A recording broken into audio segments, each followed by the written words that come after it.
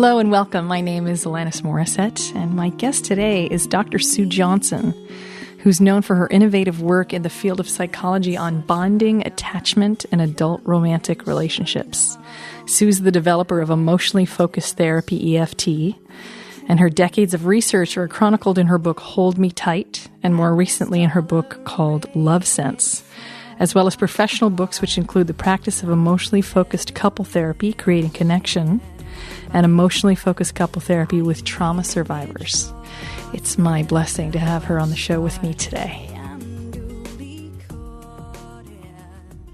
So welcome, Sue. It is such an honor to be speaking with you. I just consider you to be such a holistic guide and teacher and leader and forefront runner on the front lines of the conversation of integrating brain and psyche and attachment and connection and relationality, the functionality of it, boundaries, all of it. I feel like you blend all of the things that I personally deeply care about, and you don't shy away from any elements of what the human condition is asked to allow and to vulnerably feel in order to have connection and to have that which we're promised as our birthright in terms of relationships on this planet. So bless you for that. You're such an inspiration to me. I love the idea of being able to speak with you. And just to start, so people can get to a sense of you, emotionally focused couple therapy is the model among many other teachings that you've shared with the planet through your work. Yes. And I was wondering if you could just in a short, long or medium, whatever you feel amount of time, could just share with people what the focus on emotionally, the operative word of emotionally focused couple therapy, how that differentiates you from perhaps some other models and other approaches. I think for me, when I started off, I started seeing couples at a time in my life when I'd done all kinds of, I was finishing my doctorate and I'd done all kinds of other therapy and read all kinds of theories. And the only thing I hadn't really done was work with couples. And I guess rather arrogantly, I assumed that it would be interesting, but not very hard. And what could be so difficult about a relationship? Yeah, I was really wrong about that. So I started working with couples and I was fascinated and enthralled and caught and completely overwhelmed and unsure of what I was doing. But one thing that was very clear to me right from the beginning was that this was a dance the couple were involved in. It wasn't about one person's issue or one person having anything wrong with them. I was fascinated with the interaction between the two people and how it seemed to create all this emotional music. And I was fascinated with the drama of the interaction. And I was very caught up in how the emotions drove that drama.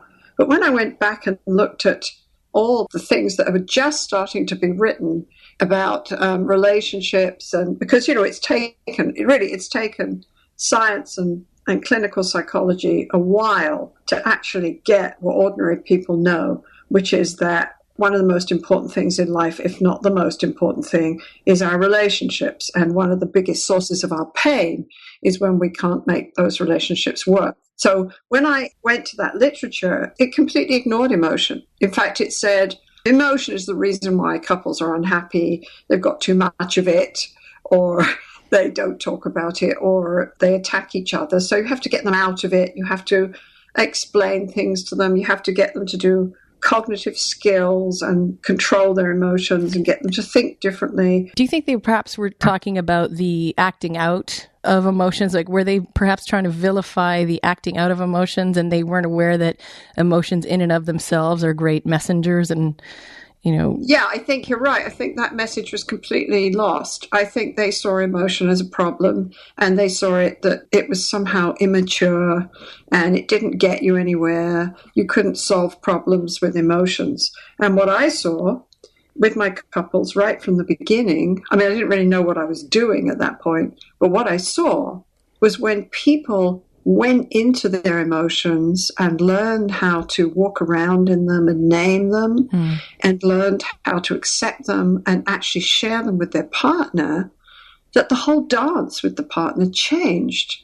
The whole dance it just opened up this amazing space for people to start to connect on a different level. So when one person is angry all the time and proving the other person wrong, and the other person's moving away and shutting down and numbing out, you're completely stuck. Your dance together becomes very small and narrow, and you're terrorizing each other basically all the time with threats of rejection and threats of distance. And suddenly what I saw was if I helped people go into their emotions and accept them and talk about them differently, then suddenly that angry person would start talking about how desperate they were, how they were pushing their partner and poking their partner because they were desperate to get their partner to respond to them, because they felt so lonely and so scared that they weren't important to their partner, that maybe they weren't important to anyone. And when they started going into those soft emotions and that vulnerability and talking about it like that, the partner just leaned towards them. The partner was just pulled by that. I mean, I saw that and I thought, okay, really the emotion is the music of this dance, particularly between lovers. And what we've got to learn to do is learn how to understand this emotion, make sense of it, and then help people talk in this kind of emotional way, use this kind of emotional music to set up this dance. And what I didn't know back then was that, I sort of had it in my head. I was just trying to get people a little bit closer. But what I gradually understood over the last 20 years is that what I was really starting to do was get people into the space where they could learn to create these deep emotional bonds with each other, talk about their needs and fears in a way that really creates this incredible bond that we're all looking for in life. Once I started to get that, once I started to really put it all together and understand, my God, this is what this is all about. And the science of adult bonding only started getting going at about the beginning of the 90s. And once I started to get that that's what this is all about, then everything started to click into place for me. And I thought, my God, we're actually going into moments of disconnection, helping people keep their balance and turn towards each other again.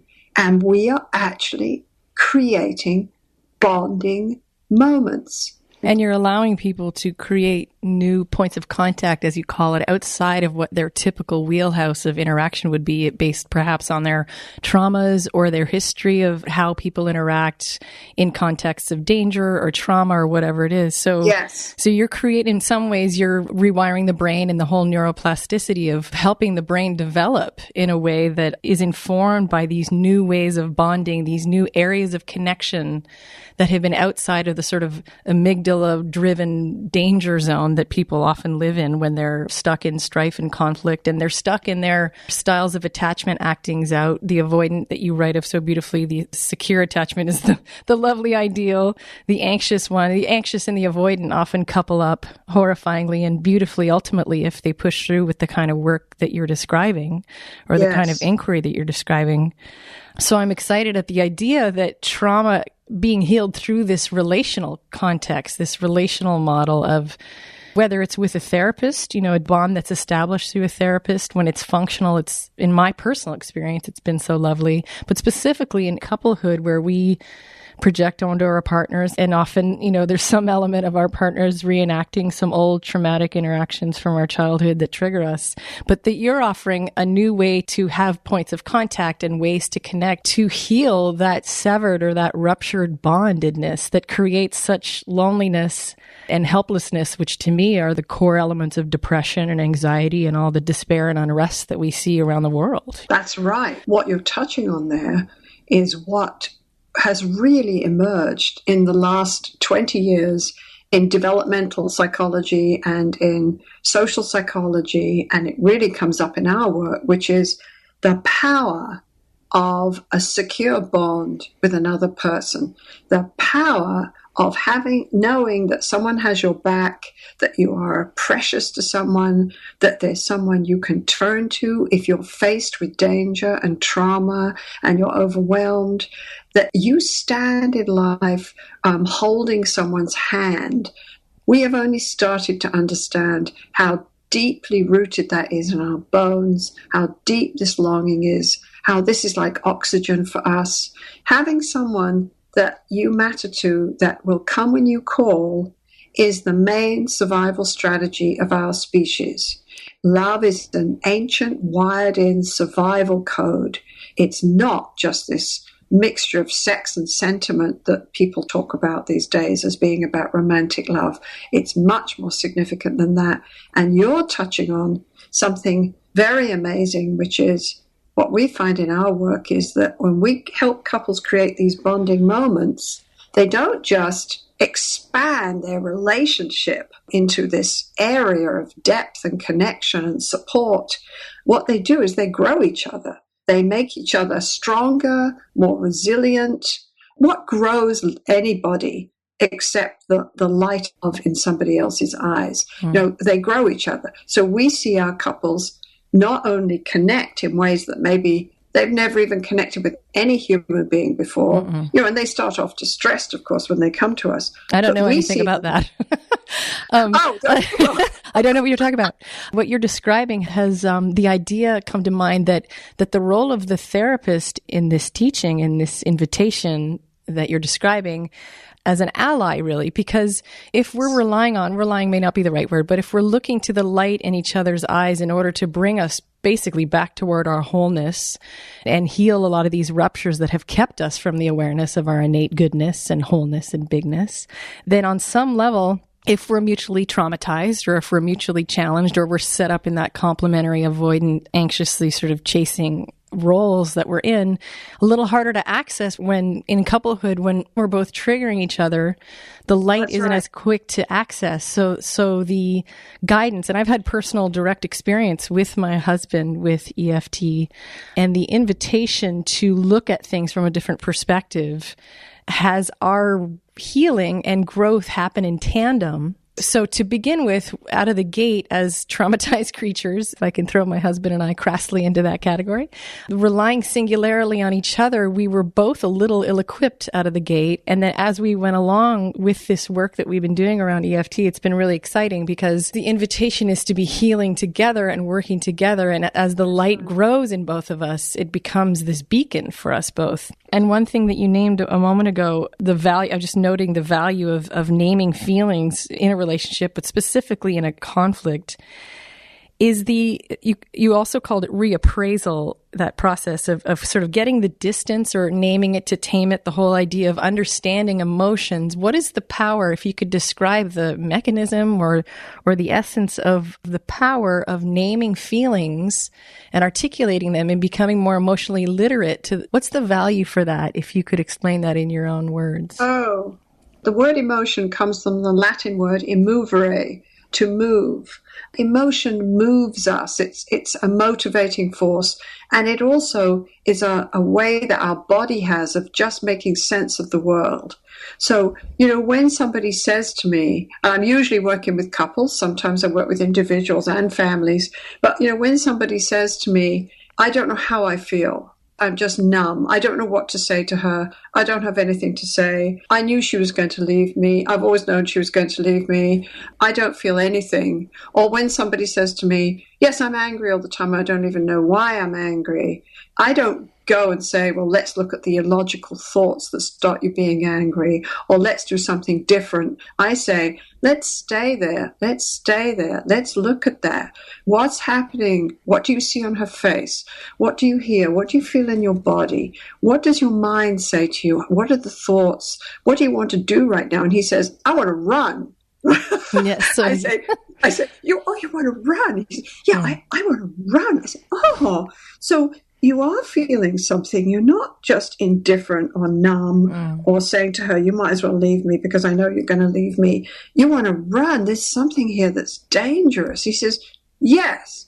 I said, well, what is it? And he said, I don't know. And if you just help people stay there, he says, that look on her face, see the look on her face. I said, what do you see? He says, she doesn't want me. She's never wanted me.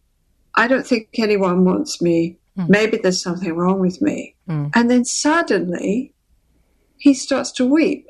And he says, I don't know why I'm weeping. What did I say?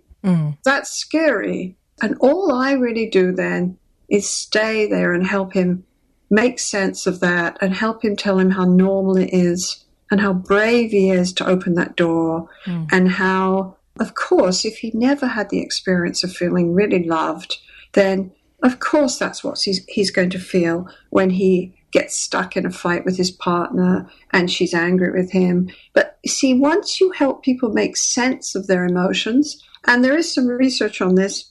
What's his name now?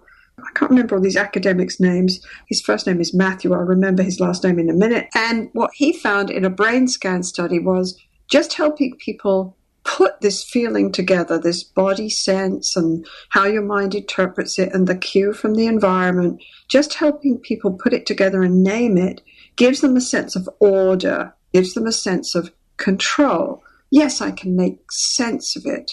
And he says to me, yes, I want to run because I'm scared. And some disidentification too. So there's that distance allows for some agency and some sense, you just said control, but some sense of being empowered to take an action on behalf of something as opposed to being completely bowled over by it, frankly, or immobilized. If that amygdala is going off of the fear and the danger, fight, flight, freeze, collapse, tend and befriend is a new one that I'm enjoying too. Like all of these response to danger and fear on an animal level precludes us from being able to actually take an action that's born from our frontal cortex of our brain that can think and plan and come up with answers that will integrate and create harmony. Everything that we say, on a conscious level, everything we say that we want. So that ability to disidentify, it's a deeply soulful and spiritual concept too, of being able to not overly identify with aspects of form or aspects of even emotion as a form, that the emotion is a message and it's to be heeded in our somatic, messaging system of our bodies. And yet at the same time, some distance from it does allow us to access that gorgeous logic that so many academics, there's great value basically in being able to take action on behalf of something that will move us toward consciousness and harmony versus keep us stuck in it. But they need to work together, right? It's not like avoiding all emotion is the answer, and it's not like living in logic, firstly, is even possible. But you got to it in the example you just gave, that even underneath the defense strategies of intellectualizing or logicifying or whatever it is that we do to try and avoid the more vulnerable feelings, especially in the patriarchy that the masculine in men and women alike are not allowed to feel these 12 top feelings, And men often go into numbing, actually. He's into numbing. And when he's numb, he basically stays still and he doesn't do anything, which is completely pushing his wife away and leaving him helpless. But when he is able to put it all together, and as you said, it gives you a kind of, we call it a window of tolerance. It gives you an ability to look at it when you say the name. You are ordering it when you use a name, when you put a word on something, you're making sense of it. So when he's able to turn and say, I'm scared, I'm always scared that I'm going to hear that I can't please you and I'm not good enough for you. And I spend my whole life waiting for that message. And so I can't even come and dance with you, really, because I spend my whole life waiting for this rejection. And he's able to say that. And of course, at first, he's sad and it's hard. But then he starts to say, that's right. I'm someone who has a reason to be scared to be rejected. And that's where I live. And what I need from you is reassurance. And see how empowering that is then. So in just 10 to 20 sessions, I think, because we've worked on this a long time, and right now, at this point, we're pretty on target. We kind of really know how to set this up. In 10 to 20 sessions, he can move from being shut down, withdrawn, lonely, pushing his wife away, and numbed out into a person who's able to turn to his wife and say, I don't want to be so afraid all the time. I need your acceptance. I need to know that you love me. When we get stuck in these arguments, I need you to hear me when I say I'm overwhelmed and give me a bit of space and then help me turn back to you because I do want to be close. I'm just somebody who has this raw place in me that's scared of rejection. And I want to be able to bring that to you. And I want your help with it. And when you see people do that, not only does their relationship change, but their image of themselves changes. And the world. Well, okay.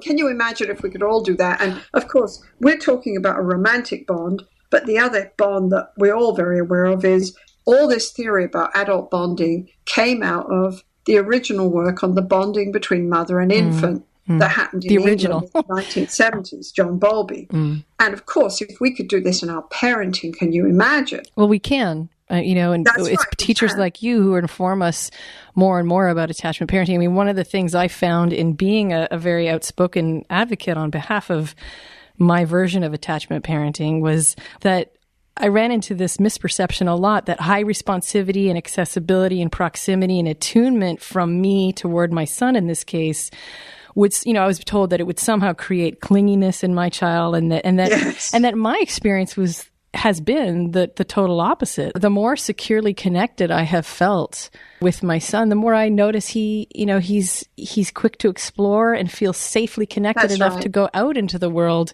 and to have this sense of separateness and being different and being differentiated slowly but surely, and that the survival is actually being most ensured by the degree to which he's been nurtured and connected. It was tough just to have that kind of an answer on some of the talk shows or whatever it was with limited amount of time to get into the details of this. Alanis, that is so important. It feels so important because it's the great misperception that, the coddling of the child, so many terms that were coined probably in the 50s and 60s, and well-intentioned parents, right? They want to create this sense of independence in their children, but what they're coming at it from a different angle, a different direction that actually creates insecure bond to the point where these kids are growing into older kids and eventually adults where they actually don't feel that bondedness enough to have agency and freedom and a sense of connection enough to go out into the world and be who they really are and contribute what they were meant to contribute, I think that's one of the key things that has kept us from really understanding the nature of mother and child, parent and child, and romantic relationships, that we've been somehow taught that if you're a whole, strong human being, you leave vulnerability and needing other people behind at about the age of 12,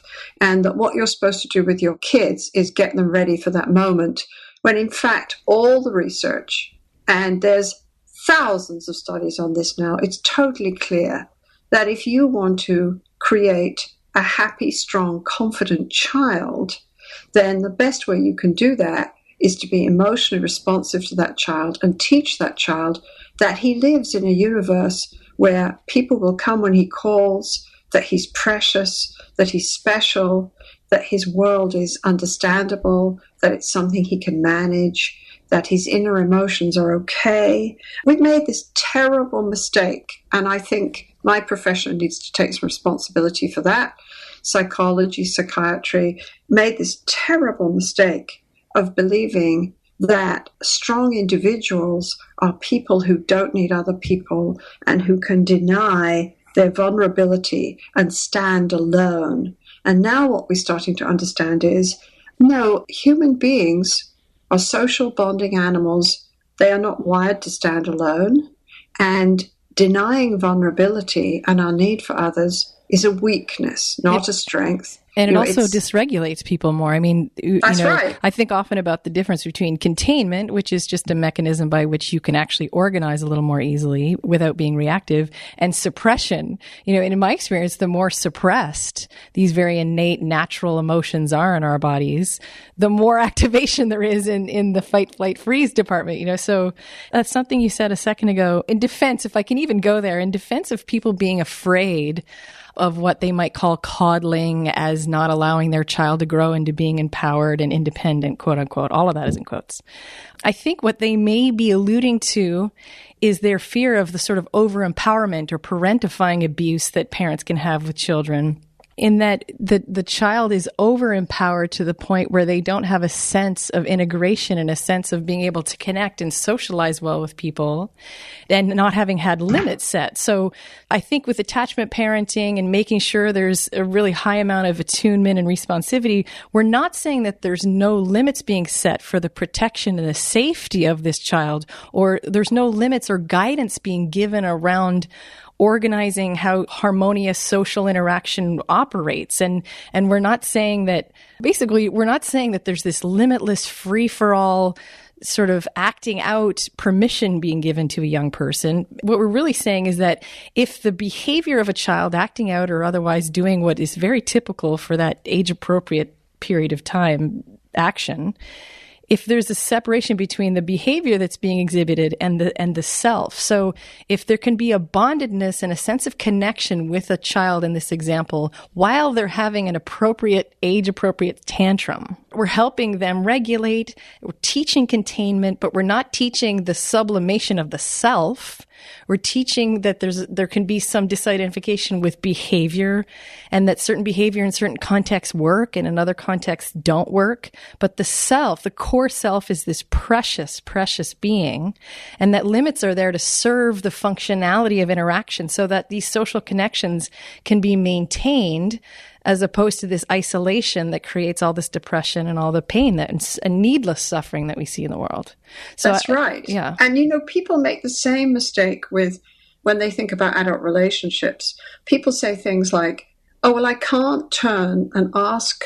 I had a man in my office the other day. We're starting to work with lots of heart attack patients because we're finding that if we improve their relationships, it really impacts their health behaviors and their health and whether they have another heart attack or not. So we're starting to work with them. And this man said to me, well, I can't turn and tell her that I'm overwhelmed and afraid when she gets angry with me because she'll see me as pathetic and weak and codependent. Mm-hmm. Right? And I said, could you possibly, could you possibly turn and look at her face right now? And because he's staring at the floor, of course. Mm. So he turns and he looks at her face, and I say, what do you see in her face? Do you see contempt and disgust? And he says, no.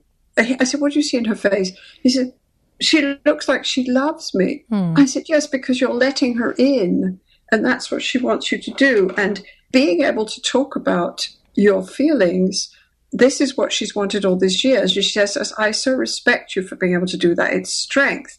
Not only that, but talking about your softer feelings and what you need is an assertive thing to do. Mm-hmm. We don't make couples into wimps. We make couples into people that can listen to their emotions, be responsible for them too. Being able to articulate them. What I need. That's mastery to me. That's hot. That's right. That's a good word. That's super grown up and admirable and warrants deep respect on my part when someone has the ability to articulate what they're feeling, take responsibility for it, express a need, be vulnerable for it, not feel entitled to it being met, but feeling touched by the fact that if it is met, what a great generous gift from my partner in this case. Exactly.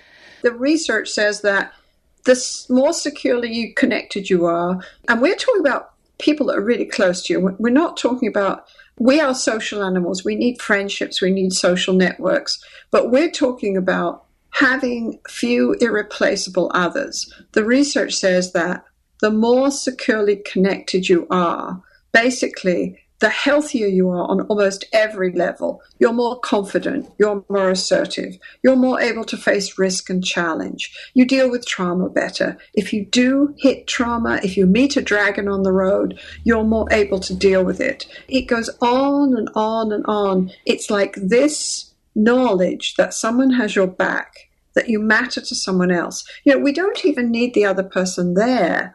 We carry this around in us. I tell the story of how years ago I developed an airplane phobia, which was awful because, I was in the I'd fly It's not convenient. No, it's really for a traveling woman. And, as a psychologist, I came up with 18,000 damn strategies for this. I had every visualization and every breathing technique and every new thought that you could possibly imagine. It wasn't working. So that's the autonomous approach to it, right? That's right. I'll deal with it myself. Right? So then what I did was, that really worked, was I thought, wait a minute, I'll just think about my own work here. Why don't I read my own stuff? So then when the plane started to take off, I listened to my husband's voice in my head, because there is a sense, of course, that you, as adults, as children, we need our our attachment figures there to touch all the time. But as adults, we internalize them. So I listen to my husband's voice in my head. I trust that voice. Every neuron in my brain tunes into that voice and trusts it. And he would say, "It's okay, sweetie. You're not in danger. You're going to go up in the air, talk about all these things that matter to you, and then you're going to come home to me, and I'll be here." And my body would go, "Ah." And, this is what we do all the time. We talk to the people we love when we're driving in our car. When something's scary for us, we think about, what would this person say? What did everyone do in 9/11? Everyone called their partner, or the person that was most important to them. Everyone called their partner to cry and to say, "Did you see this?" To share, to be held. This is what we do. This is the source of strength for us. We are not wired to stand and face life alone. Basically, we just can't do it. We pay a terrible price when we try. That was born from this autonomous movement. It's partly influenced by the feminist movement of having been dependent within a patriarchal context, beating ourselves up for the regrettability of all of that and thinking, well, I'm going to go to the other end of the continuum here. I'm going to be reactive, and I'm going to pretend I don't need anybody, and I'm going to pretend I can do everything a man can do, only better, quote unquote. And yet there was no love there. There was no sense of connectivity and relational harmony. It was actually quite lonely. And certainly a link in the chain that is huge for a movement away from patriarchy. God bless it. And at the same time, it wasn't a boon for the relational community or relationships in general. And so to return to this connection, something that I'd been on a personal level, I'd been dumped for and made fun of for this propensity toward being semi-obsessed with the idea of maintaining a sense of connection, even if it's not through physical proximity, even if it's through in the internalization that you just described with your husband on the airplane. Which leads me to another question, really, because there's two schools of thought that are pretty prominent. One is the must take responsibility for self and create some sense of inner parenting that is functional within us on our own time in our individual sense, combined with sort of couples work where it's very relationally based, attachment bond, rupture healing based, for lack of a better term. And so in some senses, in some ways, these two communities of models compete in a lot of ways. Some saying that the individual ability to self-soothe, ability to have some version of attachment correction within the inner parent and the inner children and the subpersonalities and aspects of self on an individual level is important. And then on a couple's level, there's a lot of thoughts around the idea that we're born in relationship, we heal in relationship, you can't do it on your own in an isolated manner, it's not possible, we're not wired to do that.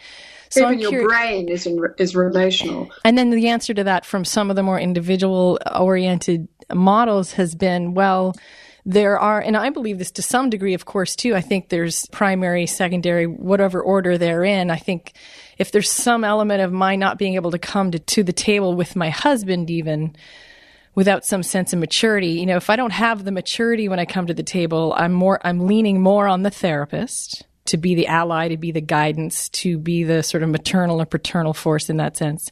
But I'm curious your thoughts on the church and state element of self-work versus couple work and whether they're complementary in some ways. I think they're complementary, but I'm a little bit biased here.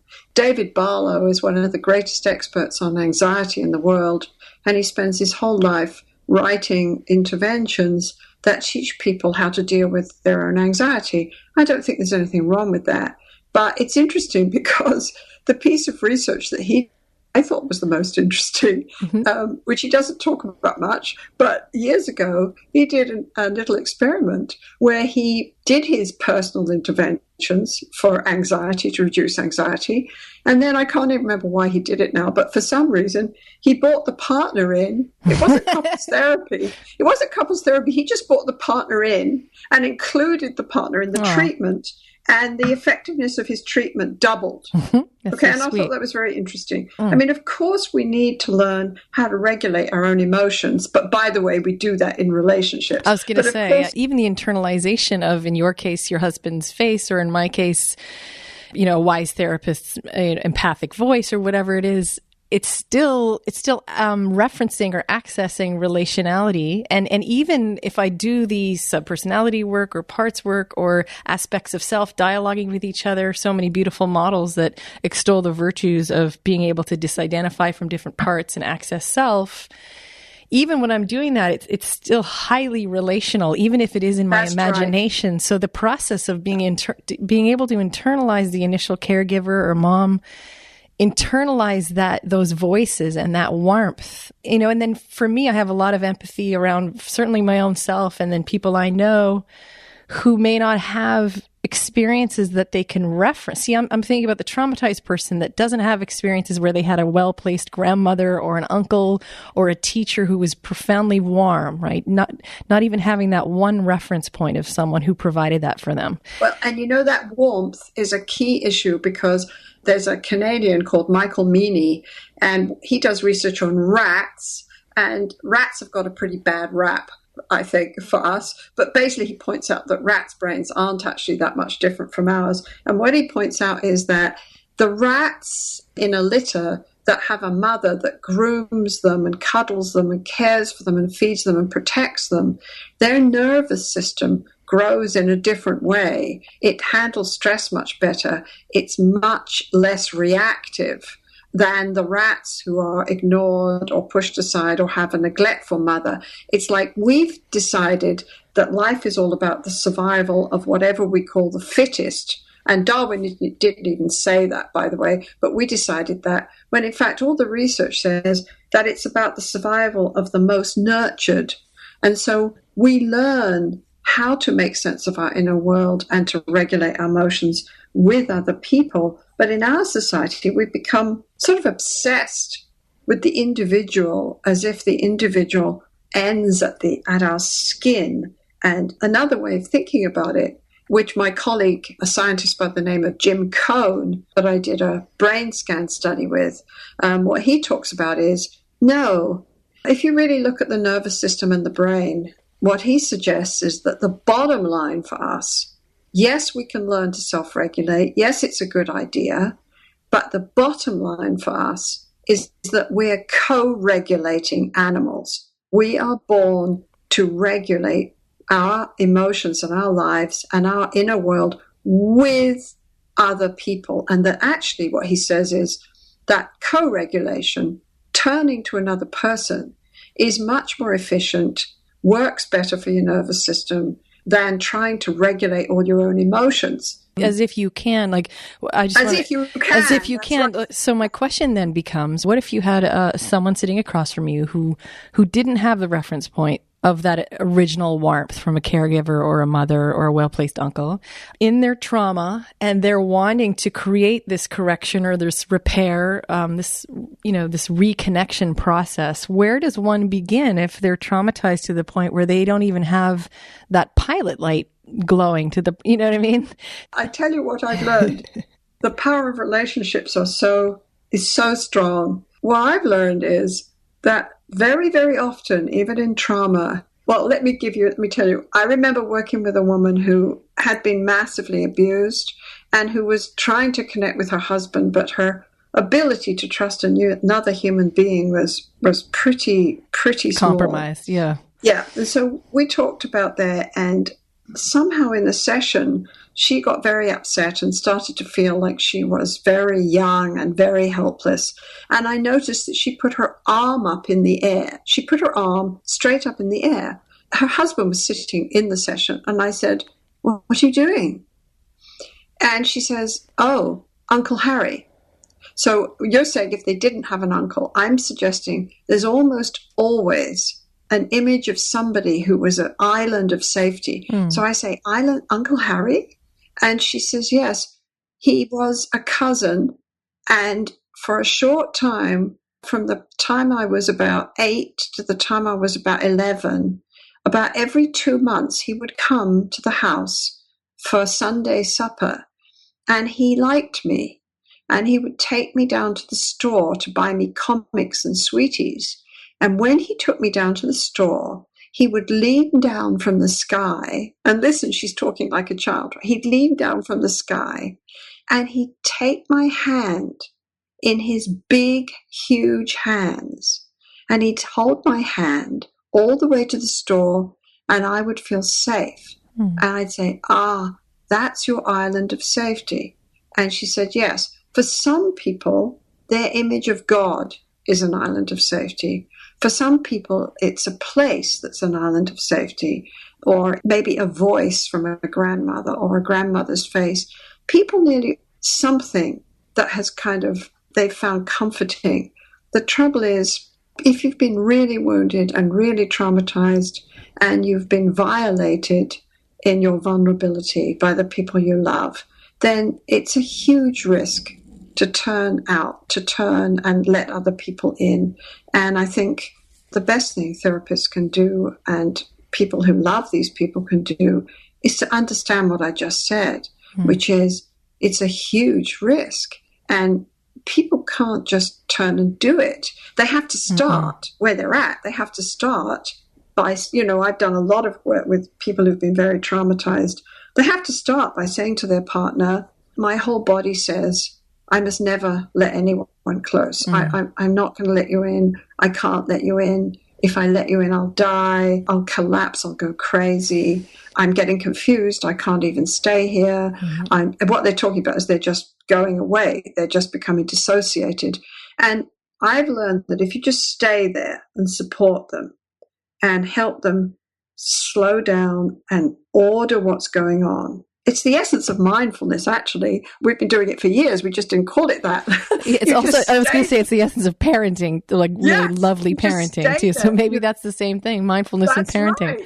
Right. That's right. You just stay there and you say, let's stay there. This is what's happening. Can you tell him what comes up for me is it's too dangerous. I can't let you in. I'll never let you in. Well, of course, when she tells him that and puts it together like that, what does she do? She's starting to let him in. So, she doesn't have to change and do something different in order to have a relationship. She just has to be able to be where she's at. And all I do is help her turn and say this to her partner.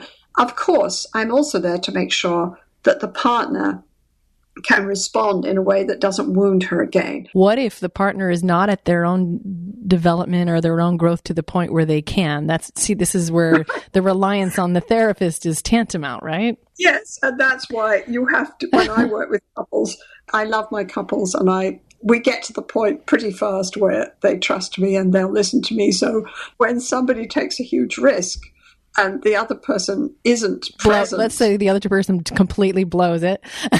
Pours salt right back in the wound that's being addressed. Right. I always knew you were difficult, and this just proves it, or something like that. Or you do repulse me, or whatever. Right. Well, what the therapist says is, stop. Nice. Stop here, please.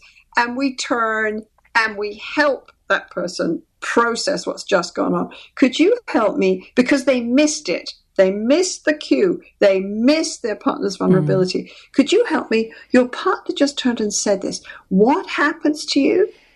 And I'm thinking about a particular man, and he said, there's no point in her telling me that. There's no point. I said, I'm sorry. Could you help me? Your partner just turned and said this. What happens to you? And he says, well, I can't solve that problem. Yeah.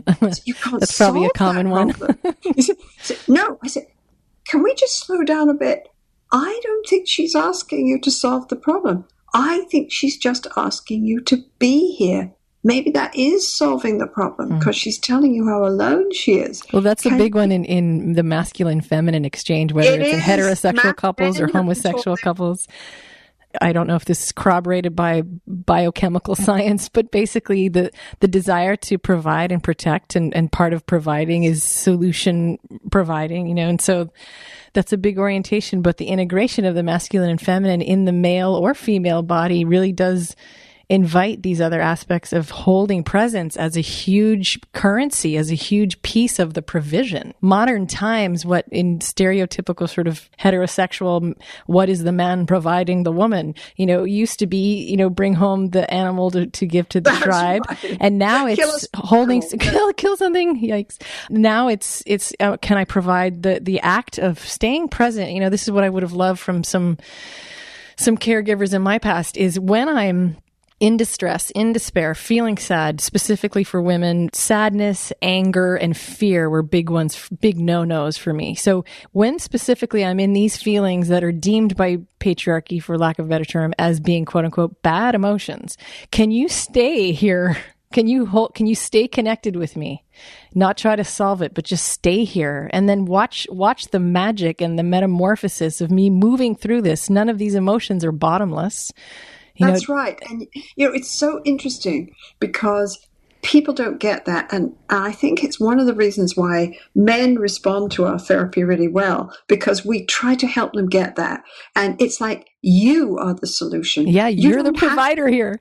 You just have to be here. Just your presence will do. Yeah. You know what it reminds me? That's the new divine masculine credo that men in this context that we're talking about or the masculine providing is the sun. I liken it metaphorically to the sun. So you're just providing this warmth, this golden presence, this love, this empowerment. I mean, that's the providing of modern times from the divine masculine, So you were going to say something. I interrupted you. What were you going to say? No, what I was going to say was the other passion that I have besides my family and my work is that I dance Argentine tango. Ooh. And Sue, I never knew. Oh yes, there's so many parallels, and it's because there's so many parallels. Yes, and beautiful metaphor. It reminds me of a time when I'd been dancing for a couple of years, and I've learned it's very difficult dance. Okay, and I've learned all the moves and I've learned all the steps. And there was a guy that I didn't know, and he came into town, and he asked me to dance, and I danced. This is a complete no-no. You must never do this on the floor in tango. He stopped in the middle of the dance, which you're just not allowed to do. Okay, no. And he said to me, "What are you doing?" I said, "I'm dancing." Right? He said, "No, you're not." I said, "What do you mean?" And he said, "You're treating tango like it's a problem to be solved. Oh. You're off in your head predicting what I'm going to do, figuring out what you're going to do. It's all choreographed. You're trying to predict my every move, and you're not with me." And I said, "Right." Whoopsie. Said, nothing to see here. I said, "But isn't that what tango is?" And he said, "No, tango is all about attunement. It's improvised. There's no set steps, really. It's not like ballroom dancing. It's a PhD in attunement. Just stay here, listen to the music, let it come into your body, and be with me so you can feel the cues I'm sending. And just move with me. Just be present. That's what tango is." And I was like, oh, yes. Wow. And it's exactly the same with couples. It's like I'm saying to my couples, don't go off in your head and solve the problem. Don't go off in your head and decide that your partner's trying to do you in and come up with all kinds of scenarios. Stay here, stay here. Look at your partner's face. What do you feel in your body? Be present, be present. Well, it's bringing them from the potentially traumatized past to this moment, that's right. into what's actually happening now, which is one of the hardest things to do, to come back into the moment and not have the flashbacks or the reenactments or the compulsion to repeat. That's a masterful invitation right there. And people are afraid to do that. I think they think that the moment is somehow going to deliver some enormous blow. My experience is it never does. It's like, I say to a man, can you just stop with this run of ideas that you have in your head? And can you just stay here for a minute? And he says, no, if I stay here, I'm going to find out that I don't love my wife and I've fallen out of love with her and she doesn't love me. And, I say, whoa, my goodness, can you just stay here and can you just look at your wife right now and you can just feel what you feel? Do you feel all these dreadful things that you have in your head? Do you feel distant and uncaring and, indifferent and how do you feel? He says, well, I don't know. And of course, his face starts to move and it starts to look like he's going to cry. I say, how do you feel right now? Never mind. And he says, I feel sad because I've lost her. I say, you feel sad. So wait a minute. You haven't just fallen out of love like it's a fact and there's nothing you can do. You're actually feeling sad because you can't find those feelings of love and you want them. Isn't that it? Because otherwise, why would you feel sad? And he said, yes. I said, good. Could you tell her, please? I feel sad because somehow I want the love we had and I don't know how to find it. Well, that's really different from I've fallen out of love and that's the way it is and love doesn't work anyway. It's like coming into the sort of emotional present has so many possibilities in it, but we don't trust it. We're scared. And if we haven't grown up in a family where we've been taught to trust our emotional experience, because that's really what secure attachment is. If we haven't grown up in a family where we've been taught that our feelings are valid and to trust our feelings and that we can trust other people with our feelings, then the next big opportunity to learn that is with our partner. So love is also, I think, about growth, that you're not just supposed to fall in love and walk off into the sunset. You're supposed to fall in love. You're supposed to fall in love and grow each other. You're supposed to like it. And there's some growth and healing. And it's almost like the games begin, the rubber really hits the road after things start getting challenging, And I think for most people, not most people, probably some percentage of people who, when they start fighting, when they quote unquote, I fell out of love with you, and I just think, wow, that's really, I fell out of infatuation. That's right. And I'm, I don't know where to go next after this power struggle, this conflict, this pouring salt in each other's wounds based on our survival strategies. That's right. And that's where some guidance, and frankly, a lot of an amazing therapist in so many ways is really providing the quality of connection, the quality of consistency, limit setting, guidance, affirmation, knowledge. These are all things that ideally would come from the primary caregiver, in the many, many years at the beginning of one's life, Yes. And the thing is, too, I believe in therapy. Good Lord, I've spent my whole life trying to figure out how to do it. And I believe that therapy is supposed to grow people. But what I see is that when you start creating these bonds, people's ability to heal each other is amazing. And one of the things I say to my students is, for a lot of people who've been traumatized, they have this sense of shame that bad things have happened to them because there's something wrong with them as people, right? Yeah. And what I say is, a really good therapist on a very good day has got a small 20-watt light bulb to shine down into somebody's pit of shame. The partner has a stadium floodlight. Sweet. And if you turn that floodlight on, that shame starts to get smaller and smaller and smaller and smaller. Yeah. And the role then in your EFT context is that the therapist is really supporting the couple in turning toward each other and and becoming the healing forces for each other. And one thing that I think we briefly may have touched on it, laughed about it at some point. I don't know where we were, but the idea in partnership where with sexuality, how connection and emotion affect the sexuality in a couplehood. The question that is begged around that topic for me is that a lot of people think, well, once the infatuation is gone, then the hot sex is gone. And my thought is in infatuation, is a biochemical response and it's procreatively, it lets the existential imperative of procreation continue on a body level, on an emotional level. It creates enough of a bond to begin with so that when stuff gets tough later, it gives us something to reference or an incentive to keep going, to recreate. But is it that the infatuation creates a bond? That's why it's so, can't get each other's hands off each other out of the gate. And then so many couples go, and then after the child or after a certain amount of time, it's not so sexy. But I've heard you say on an occasion or two that the hottest sex that is sex that follows a deep sense of connection. That's right.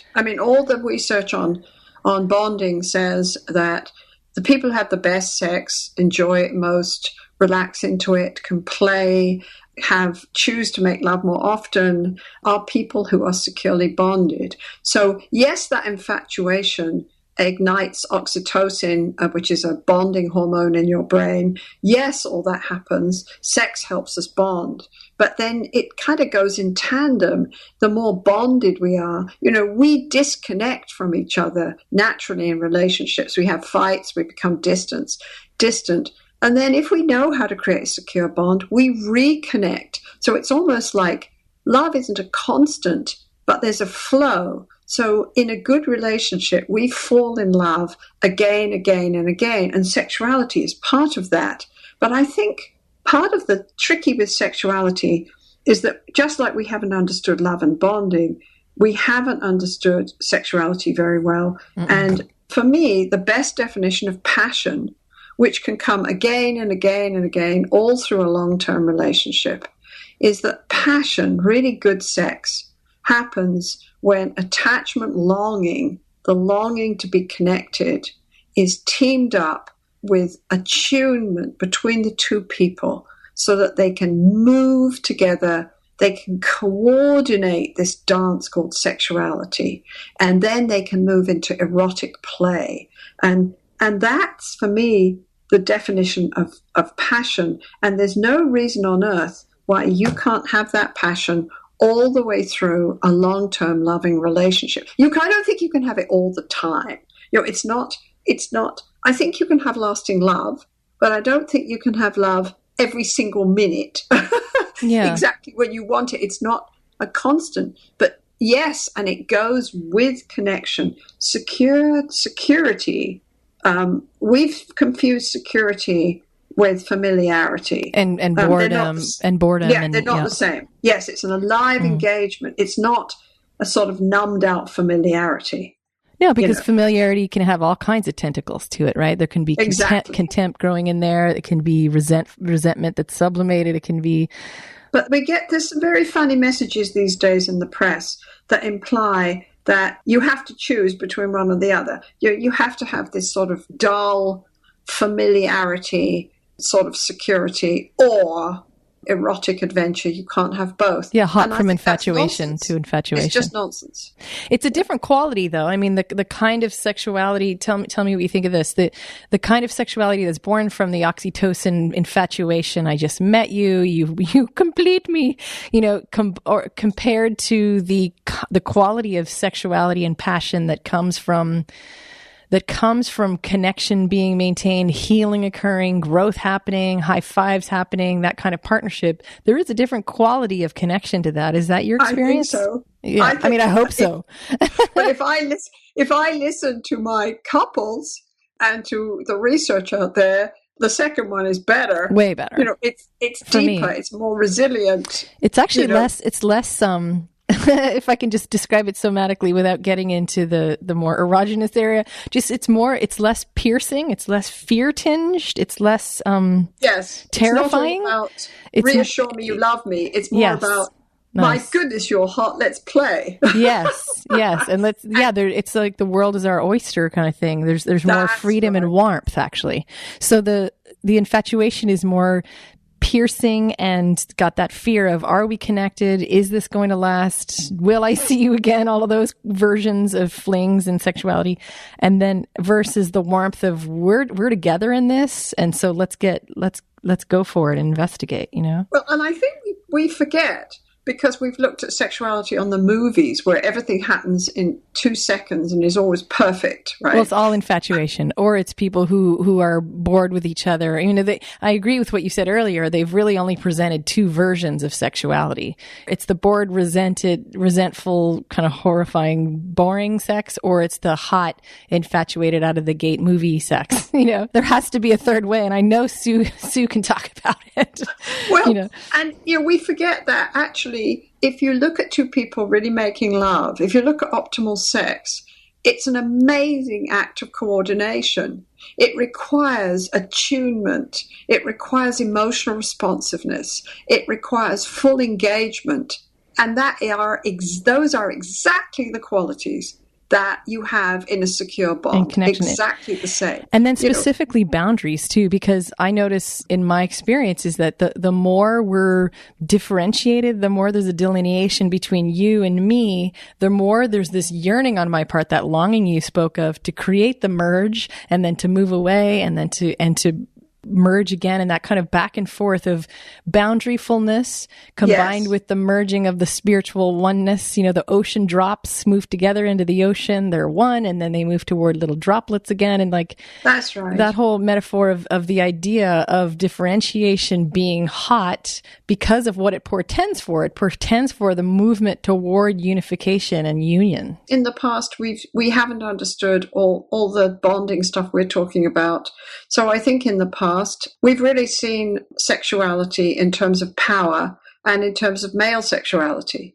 And, in the new research says that in particular for women, if you want a woman to allow herself to go into real arousal and to open the gates to her sexuality, she has to feel some sort of safety. Women's sexuality is amazingly sensitive to social context. Women know perfectly well the minute they're born that they're vulnerable, that they live in a vulnerable world. And here they are, they're naked with a much bigger animal.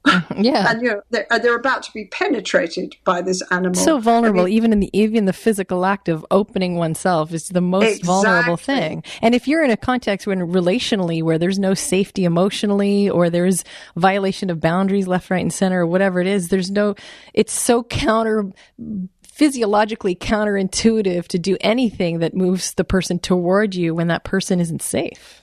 That's right. And, so I think as this bonding science continues, and I think it will continue, it's only just started, we're going to know more and more about how to help more and more people have positive relationships. And we're going to understand how sexuality fits into those relationships, and personally, I think it's amazingly hopeful. Some people are very pessimistic about relationships. They say, people are divorced and yes and yet aren't, maybe.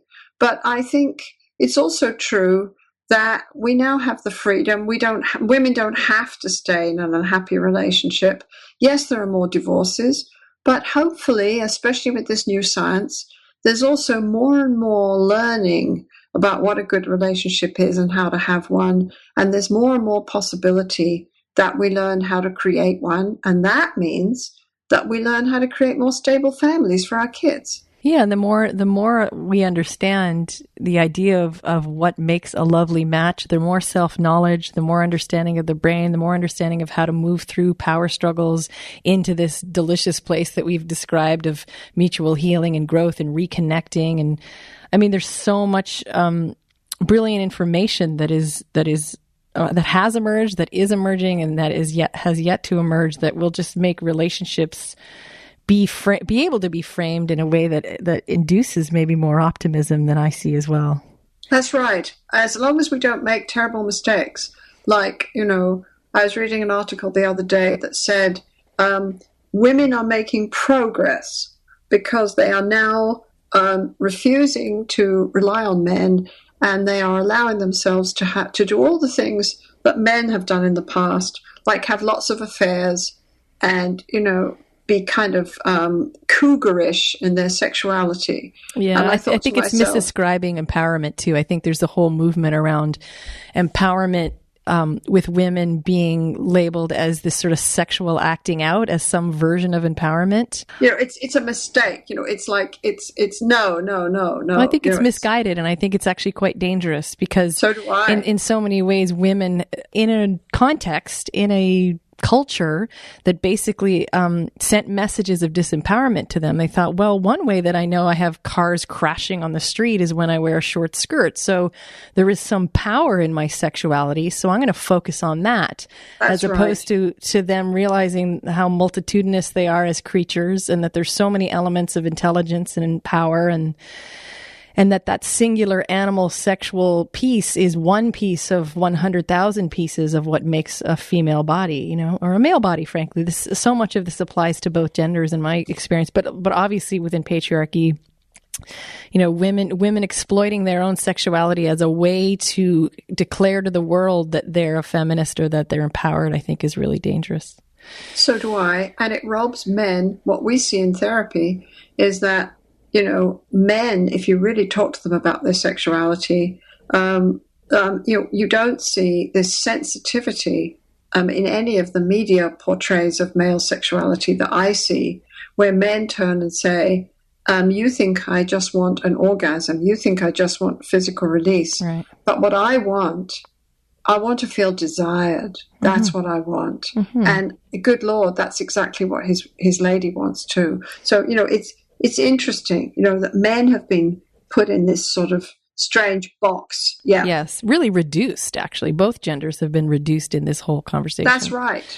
Hey, we're dealing with love, sexuality, and who human beings are. That's a pretty. I love the small talk with you. Alanis. Yes, we kept it light today, Sue. I'm so grateful to you for being able to just go for it and do the deep dive with me. God bless you. And I feel honored to know you and to be able to have these kinds of conversations with you. And I'm just excited for where you're going, and as your consciousness evolves and as your frontline investigations continue, and the articles and pieces that you write and new books that I know that have been swimming around in your consciousness take form. I'm just, I think it's a fortunate world to have brains and hearts and souls like you in it, sharing your wisdom. So God bless you. Thank you so much for being here with me. You're most welcome. It's been amazing fun. Thank you for having me. Oh, bless you. Bless you.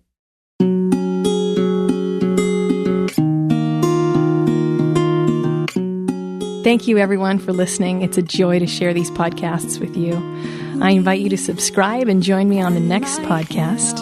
And until then, take care, and I'll see you soon. Conventional, kid, all intense.